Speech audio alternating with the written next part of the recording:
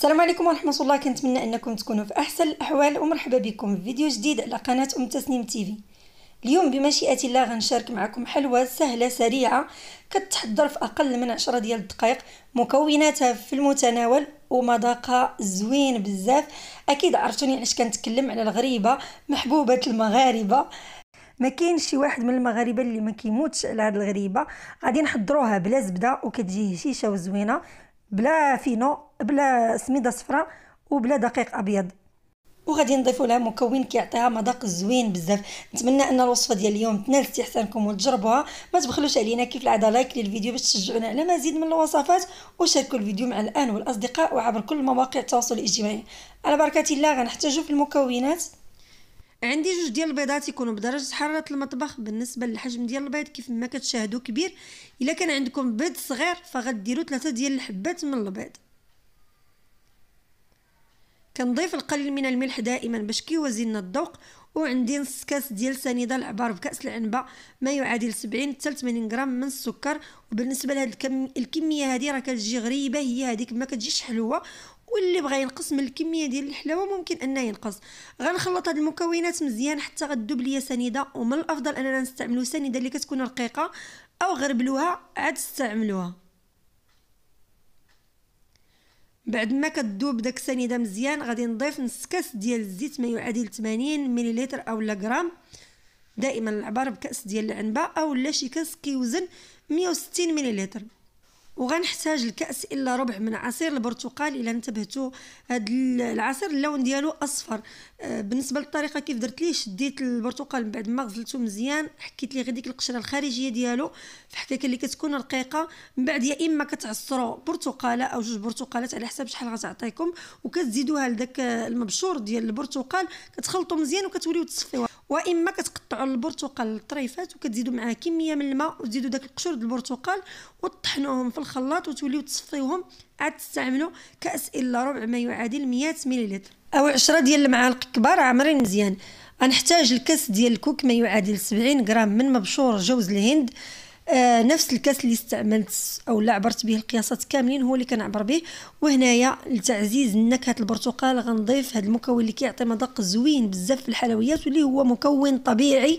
هنايا عندي قشور ديال البرتقال اللي كنشدهم بعد ما كنيبسهم، كنطحنهم وكنبقى نديرهم هكا في الحلويات او الكيك كاملين، كيعطيو مذاق زوين. ممكن اللي بغى انه يضيف نكهه اصطناعيه، نكهه البرتقال، اللي الاختيار. المهم هادو راه كيجيو زوينين. بالنسبه للعصير البرتقالي الا بغيتو ديروا عصير عادي غير تعصروا البرتقال وتضيفوه ممكن. وغنحتاج للسميده البيضاء الرقيقه اللي كتكون بهذا الشكل. بالنسبه للناس اللي ما كيعرفوهاش راه بحال السميده الصفراء، غير هذه كتكون ناقصه في الثمن. السميده البيضاء كتكون ناقصه في الثمن لكن مذاقها كيكون زوين وبنين. كاين الناس اللي كيستعملوها في الحرشه او البغرير، وكاينين اللي كيخلطوا كيديروا سميده صفراء وبيضاء، حتى هي راه كتجي زوينه واقتصاديه بالنسبه للناس اللي بغاو يستعملوها في الحلويات. غير بوحديتها او لا يخلطوا الصفراء والبيضاء راه كتجي زوينه. غادي نضيف هنايا كيس ونص من الخميره الكيماويه، ما يعادل 12 غرام من الخميره ديال الحلويات، تقريبا واحد المعلقه ونص صغيره. وكنخلط مزيان حتى كتندمج ليا داك الخميره وداك الكميه الاولى اللي درت ديال السميده. ضروري هاد المرحله حاولوا انكم تحركوا مزيان حتى كتشرب هاد الكميه الاولى ديال السميده. وكنضيف الكاس الثاني ديال السميده، وغير بالتدريج ما نضيفوش كامل دفعه واحده باش نشوفوا الكميه اللي محتاجينها من السميده لهذا الخليط. واخا غنعطيكم انا المقدار ديال السميده اللي دخلت بالضبط، لكن راه كيختلف من شخص لاخر. يعني تقدر النوعيه ديال السميده اللي عندي انا ماشي هي اللي عندك انت، كذلك المكونات اللي غتستعملي يقدر حجم البيض يكون فيه اختلاف، فبالتالي راه الكميه تقدري تحتاجي اكثر وتقدري تحتاجي اقل على حسب. انا هنايا احتاجيت جوج ديال الكيسان عامرين ما يعادل 260 غرام من السميده رقيقه.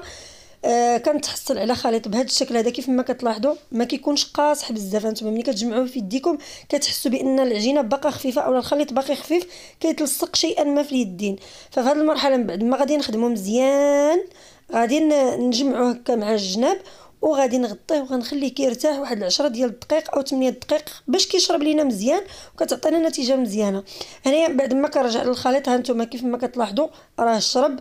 كنكون موجده السكر كلاصي سبيسيال، انا كنستخدم النوع ديال رميساء، ممكن تستخدموا اي سكر كلاصي سبيسيال كتخدموا به، وممكن انكم تضيفوا سكر كلاصي العادي وتزيدوا ليه نشا واحد الخماره كيعطي نفس النتيجه، كيبقى لاصق للحلوه. المهم كنبداو نشكلوا هكا داك الكرات ديالنا ديال الغريبه. في الاول ممكن انكم تدهنوا يديكم بشويه ديال الماء الزهر الا كانت كتلصق معاكم، ما كانش كتلصق ماشي ضروري انكم تدهنوها، صافي كديروا كرات بالحجم اللي نتوما بغيتوه، 30 غرام اولا ديروا عينكم ميزانكم، المهم اللي بغيتو. كيف ما كتشاهدوا انا هنايا كنبقى نعبر بالمعلقه، كنهز معلقه عامره مزيان وكنكورها، المهم راه عيني ميزاني. وفي هذا الاثناء كنكونوا شاعلين الفران كيسخن، ضروري ان الفران نكونوا مسخنينه مزيان قبل ما نطيبوا فيه غريبه باش كيعطينا نتيجه مزيانه. كيف ما كتشاهدوا صافي كنبدا نكور داك الغريبه ديالي، من بعد كنبدا نلبسها بداك السكر كلاصي مزيان، وكندير من فوق منها شويه ديال السكر كلاصي، وكنحطها في الصينيه ديال الفرن اللي كيكون فيها ورق الطبخ، او الا كانت الصينيه ما كتلصقش معاكم دهنوها بشويه الزيت وديروا فيها مباشره. وغنستمر بهذه الكيفيه، كل مره كندير كميه من هاد الكرات ديال الغريبه في السكر كلاصي، من بعد عاد كنفندهم مزيان في السكر كلاصي ونديرهم في الصينيه ديال الفرن. ومن بعد كنبقى نضغط عليهم هكا من الفوق بالاصبع ديالي غير واحد شويه، اولا كتاخذوا المعلقه بالظهر ديال ديك المعلقه من التحت كتضغطوا عليهم غير باش كيساعد ان الحلوه تشقق لكم مزيان مع الجناب. وكندخل الحلوه للفرن الكهربائي من بعد ما سخنته مزيان، كنخفض درجه الحراره كنخليها 180، وكنخلي الحراره على الوجه ديال الغريبه حتى كتشقق ليا شويه، من بعد كنشعل من التحت باش تحمر ليا، ولكن المده من التحت راه ما كاملاش 3 ديال الدقائق، راه دغيا كتحمر. بالنسبه للفرن الغازي العافيه كتكون على وجه الحلوه حتى كتبدا تشقق لكم واحد شويه، كتوليو تطلعوها للفوق غير 2 دقائق 3 دقائق، ما تخليوهاش بزاف باش ما تنشفش وتجي قاصحه. وهذا شكل غريبه من بعد ما خرجتها من الفران. كيف ما كتشاهدوا انا هنايا بغيت هذا اللوين الذهبي يكون فيها، انتم الشكل ديالها من التحت، المهم ما تحمروهاش اكثر من القياس، وكنولي ناكد عليها بالاخص منين تكون كطيب من التحت ما تطيبش بزاف باش ما تجيش ناشفه. بالنسبه اللي بغى اللون ديالها يبقى ابيض الاختيار، المهم غير يكون داخلها الطياب. الشكل ديالها من الداخل كتجي معلكه وزوينه. بالنسبه لذاك اللون الاصفر راه داك العصير ديال البرتقال اللي كنضيفو وداك المعلقه ديال النكهه ديال البرتقال هي اللي كتعطي داك اللون هكاك.